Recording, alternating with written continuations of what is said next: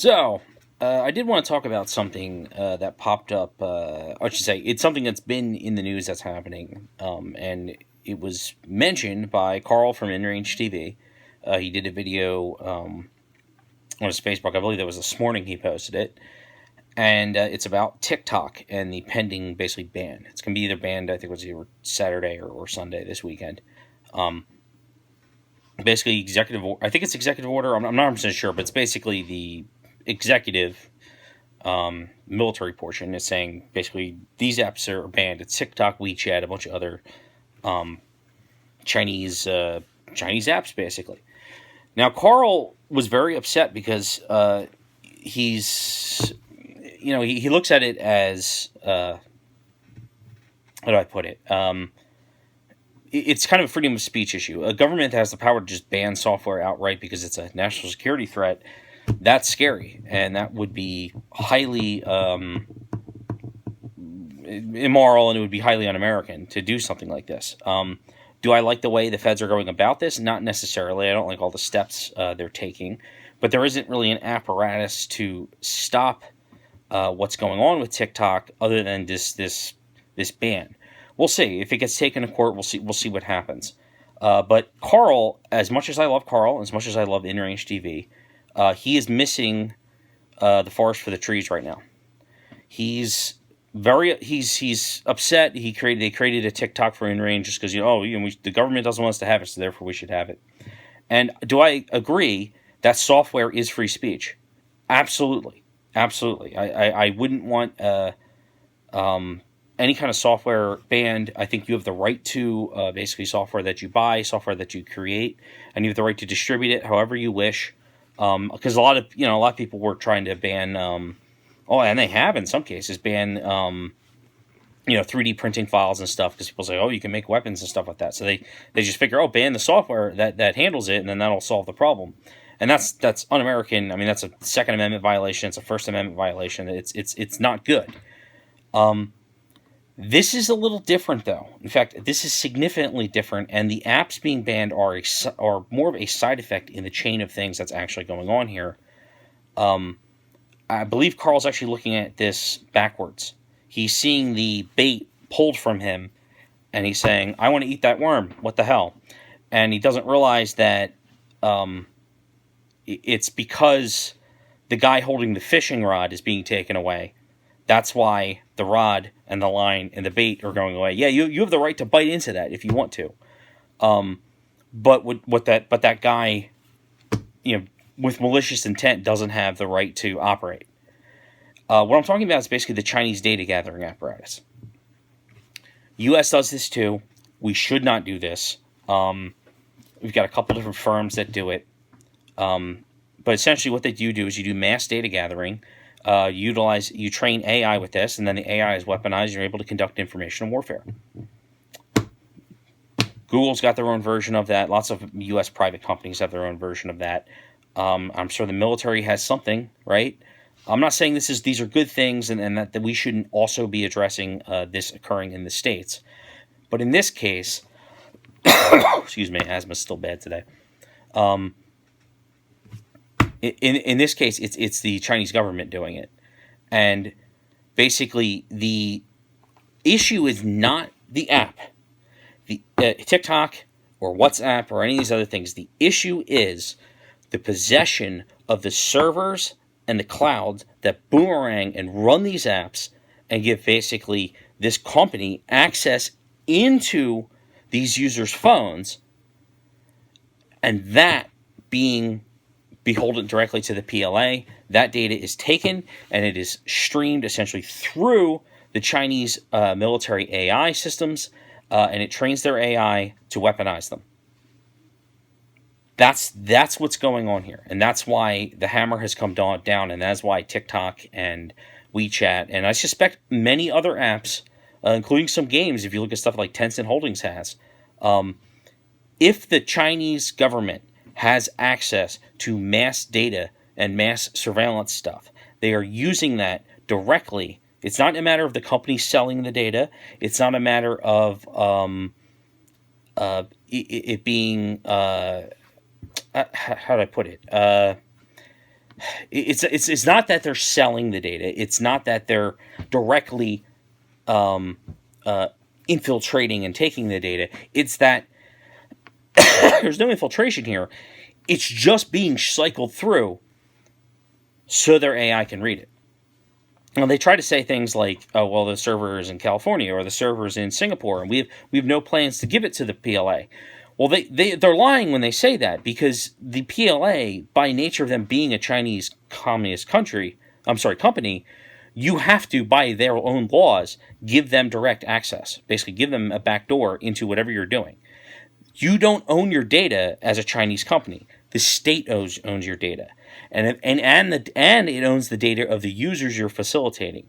The state actually owns that data, so it's not even a matter of a civil rights thing where, like, basically Google essentially sneakily basically steals your data and sells it to advertisers, or the bullshit Facebook does, or what essentially the whole Shadowgate thing is about. It's not just that. It's that literally any of these Chinese companies that operate with these cloud servers, or basically any kind of like app that's running off of Chinese owned software that's dependent on Chinese run servers owned by Chinese companies, regardless of where these servers are placed, that data is being fed directly through the Chinese AI that the PLA own to train it to weaponize it.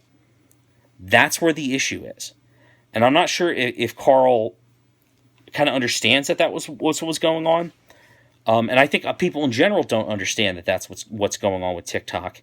That it's not simply we don't trust the Chinese. It's that it's actively being used as part of the weaponization of artificial intelligence by the PLA. That's what's going on. That's what they're doing. If you're running your banking through China, if you're running anything through China, they are taking that data and they are running it through their AI algorithms to train them to weaponize them against, in many cases, their own population, but also against the United States. They've been using this against their own population since since when it was a paper AI, when they just started tracking stuff. I mean, how do you think this social credit score stuff works? It's all they're getting because they have absolutely no concept of private property. The Chinese government, everything is owned, and therefore, basically the responsibility of the state. They take all of this, and they've been running everything they can through these AI. In the United States, you have to actually grab the data and stuff like that, and there is some things that are still you can keep secret as a private individual. But if you're running a Chinese app, and you're a Chinese company, and you're running that Chinese software, the PLA, the CCP, they have direct access to your company. No matter what you say, oh, we won't sell the data, we won't give it. It doesn't matter. You're giving it to them because they're taking it, because they're running it through their AI to train their AI to then be used as a weapon against basically the United States or whoever they're gathering the data on. And that's not something where you can say, oh, it's somebody's personal choice to help with Chinese weapons development. Inadvertently, granted, in a small portion, because one person giving all their data to China doesn't help them. 100 million teenagers giving their data to China? Oh, yeah, that helps them greatly. Greatly. And you can't just say, you can't say, oh, that's a choice now that, you have a personal individual choice to develop, to assist with Chinese weaponized AI development. I don't think you have a right to do that as a U.S. citizen. It'll be interesting if that's taken to court, but it's enough of a concern to me where my immediate reaction is, good, I'm glad at least this is being addressed in some way, even if it is through essentially an executive order or through the military, when really probably Congress should be taking a look at it. But this is a good thing, and I feel like Karl is complaining about the side effect, the fact that it's essentially a software ban, when it's not the software that was the problem. If someone basically creates the equivalent of TikTok, that software is not going to be banned. It's the software is not the issue. It's the company ownership and the server ownership that provides the backdoors for the CCP, the PLA, to now run that data through their AI to develop it, to weaponize it, to be used against the United States. That is the problem. Home security. small business security, same thing. I'm in the installation business, NVRs, cameras, that kind of stuff. Those companies, lots of these small U.S. companies, once they start doing the NVRs that were internet based, so you could like check from your phone or wherever, IP cameras, run off of regular category wire. Those companies were largely bought up by basically Chinese printed money by all these firms, and they started. Oh, now they own the servers. Now the servers in Shanghai. Now the servers wherever in the world. But it's a Chinese-owned company. Hikvision, Dahua. There's a number of these fairly large at this point companies. Dahua used to be FLIR Home Security. FLIR was an American company, and it was purchased by, I guess this was 2 or 3 years ago at this point, by this Chinese firm, which renamed it to Dahua, and now they have access to all of FLIR stuff, and now they have basically everything's owned by servers. The servers that these companies own all have access to each individual one of these. Every camera and NVR you install, this company has access to it because they're the ones that are basically facilitating it operating through the internet.